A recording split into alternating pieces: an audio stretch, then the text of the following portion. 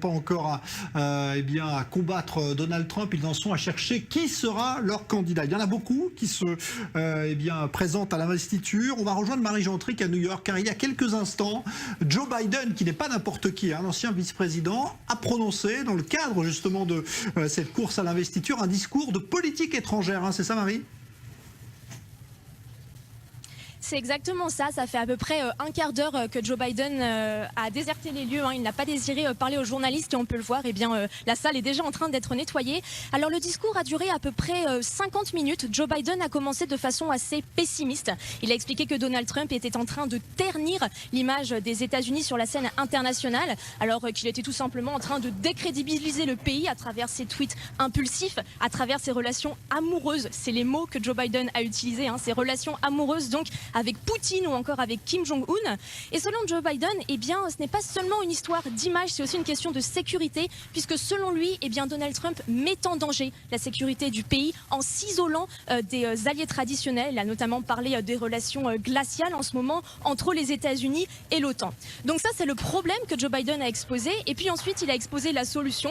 En gros, la solution, c'est lui. Il a parlé de sa vision pour la politique étrangère des États-Unis s'il venait à être élu. Et le grand mot qu'il a répété, c'est coopération. Joe Biden veut renforcer la coopération des États-Unis avec non seulement ses alliés traditionnels, notamment l'OTAN, mais également avec les régimes qui sont considérés comme les régimes ennemis. Et là, il a un petit peu parlé de l'Iran. Joe Biden a indiqué que si l'Iran respectait ses engagements, les engagements donc de l'accord sur le nucléaire iranien, les États-Unis pourraient réintégrer l'accord et pourraient même renforcer cet accord, à savoir donc renforcer la coopération avec l'Iran. Donc on voit à quel point aujourd'hui Joe Biden a pris le contre-pied de la politique étrangère de Donald Trump en expliquant qu'il voulait renforcer la coopération du pays non seulement avec ses alliés traditionnels mais également avec des régimes qui sont considérés comme les ennemis des États-Unis. Un mot à Marie Gentric pour rappeler le parcours de Joe Biden. C'est évidemment l'ancien vice-président des États-Unis.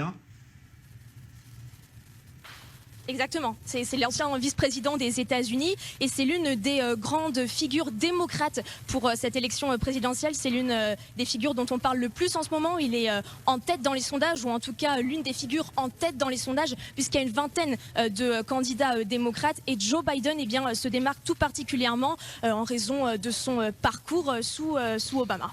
Merci beaucoup Marie Gentric en direct de New York. Donc Biden forcément sur une ligne très diamétralement opposée à celle de Donald Trump. Voilà pour ce discours de politique étrangère qui vous a donné d'ailleurs un avant-goût de campagne présidentielle pour les États-Unis, parce que ce sera l'an prochain déjà. Et oui, le temps passe vite. La bourse maintenant, comment les marchés financiers